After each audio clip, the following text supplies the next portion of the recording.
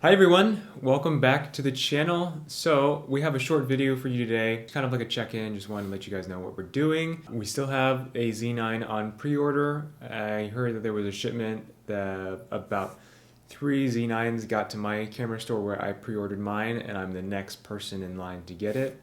So just missed it. Exactly. Continue letting us know what you like to see from us regarding the Z9 or Nikon or any other camera stuff. That's our check-in, and we figured since the manual was released with the shipment of the Z9, we're also going to talk about some interesting stuff that we found reading the manual.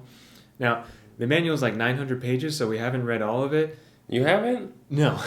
So things that have popped up while we were reading the manual and things that we weren't really sure in our previous videos how it would work out, how it'd go down, but it looks like the manual has answered some of those questions. Numero uno. So we're going to talk about video first to start off. So ProRes, I know when the new Z9 came out, there was a bunch of different information coming out about what ProRes was going to be available and the frame rates.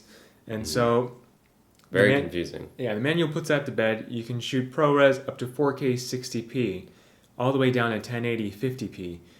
I have no idea why it just stops at 1080 50p, but I know I was a little disappointed just finding out that it was only going up to 4K 60p. It would have been nice to have that 4K 120p, but the bit rates, when you reach 4K 100 and 4K 120p, they are significantly more than 4K 60p, so that might be the reason. So we'll see what happens with the 2022 firmware update that's supposed to bring 8K RAW. Maybe we'll see a 4K 120p ProRes bump up into that area, because the Z9 supports data rates up to 400 megabits per second. So I think if it's capable of doing that, we might see a possibility of seeing ProRes come to 4K 120. Super slow motion. That's not really super slow motion, but for extra long, buttery slow motion. On to the other video specs. For HLG, the base ISO is 400, which I thought was pretty interesting. I expected it to be... like 800, right? Yeah, like 800, like the N-Log base ISO. Yeah. I'm glad that it's 400 because that means you're introducing less noise, and so there's less distortion. Yeah, and then you might not need the ND filters on all the time, which is helpful because as nice as they are, it's just adding more stuff, more elements in front of your lens, and then you get sometimes weird flares when you don't want them, especially if you're not using a matte box. And we know some of you also like to shoot in crop mode. So this might be interesting for you when you're selecting DX for the shooting mode for the image area or mounting a DX lens on the camera. And you're in 4K 120 or 4K 100 or 1080 100 or 1080 120. Those frame rates will increase the DX mode to 2.3 times, which is more than a standard DX crop. That's a lot. I understand that's a little disappointing for you guys. On to some more disappointing stuff that I found. The 3D tracking. Wait, this is turning into a bad news day for the Z9. Yeah, we're not turning this into a bad news day. This is just stuff that we want you to be aware of. Yeah. By no means does it mean that I'm not excited for the Z9 or that I'm going to cancel my pre-order. That's it. These are just like, every camera has their own little quirks, and these just happen to be the quirks of the Z9, and we're just getting into those. You know, I'm sure we'll uncover more from the manual, and especially when we get our own body in, but so far, these are the only ones that we found, and the list is really short. Okay, and then another little bit of a disappointment that I ran into is that 3D tracking is not available in video. So you only have auto area AF and all the other area modes except for 3D tracking. That's a bummer.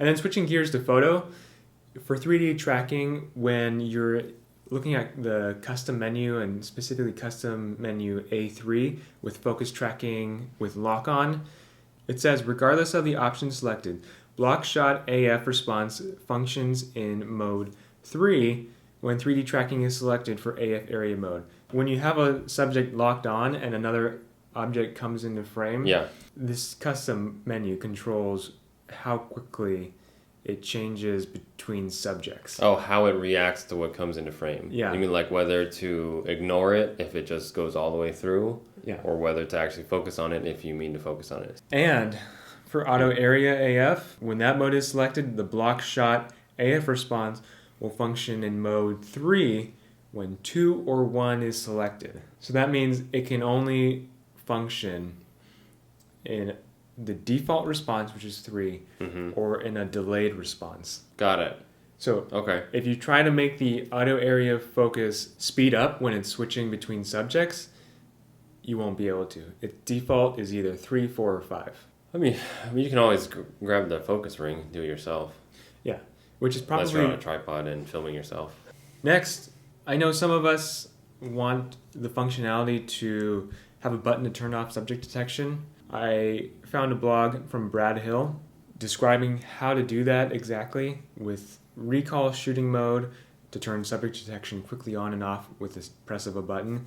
Brad Hill goes on to describe that when you're setting up your recall shooting mode, you can turn everything off except for subject detection, so that that button that you're programming only controls the subject detection. That's in the custom menus. So there is a way. It's kind of cumbersome, and it does take up one of your buttons for something where you might not use every day. But if you have a specific use case, I mean, by all means, go ahead and do it. Go for it. Yeah. Fill up those function buttons. Now this is another interesting custom function. In custom menu A7, the focus point persistence. Now this controls the different types of area modes that you are in.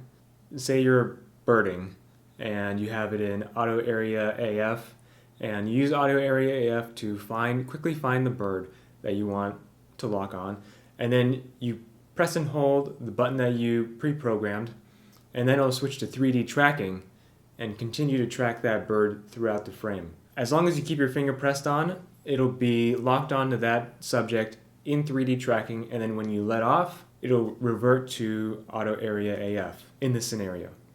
And you can program that to do any area AF that you prefer. So those are some interesting tidbits that we found in the manual, some not so great caveats that we also found. Mostly the bad stuff was for the video, though. Right. So, too bad for me. Yeah, and speaking of for video, when we get the Z9, Mark and I, we're going to try and do like a mini film of it and just try and showcase what it can do.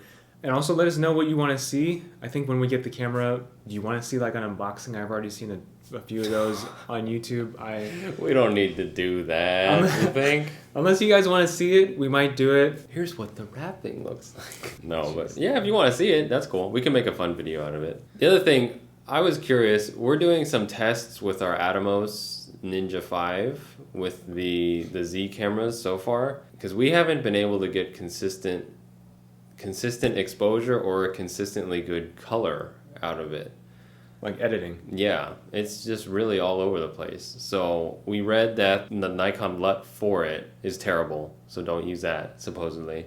Supposedly for the Z6 and Z7 when they came out with it. Yeah. Because the LUT for the Z9 is different. So we thought we'd try to get ahead of that and like actually nail down a great workflow for the Atomos with the Nikon cameras, specifically outputting the 10-bit through the HDMI to the Atomos. Because in some cases we've gotten great results out of it, but other cases the standard mode looks better on the Nikon sometimes than the external recording into the Atomos. So if anybody has experience with that and has like a great workflow that works every time, or if you have any suggestions on other LUTs to try with the Nikon for the Atomos, even though you're not really supposed to do that, but it might be a good cheat, who knows.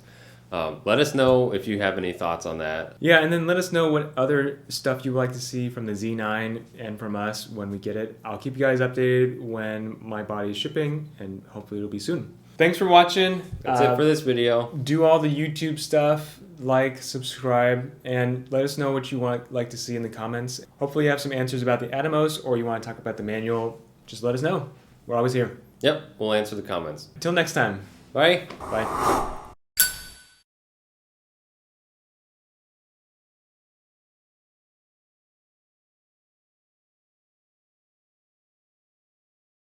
That's okay. I'm going to get a red kimono instead. Okay, good luck. Yeah. They're almost the same price. They are almost the same price, which is why I started looking at one.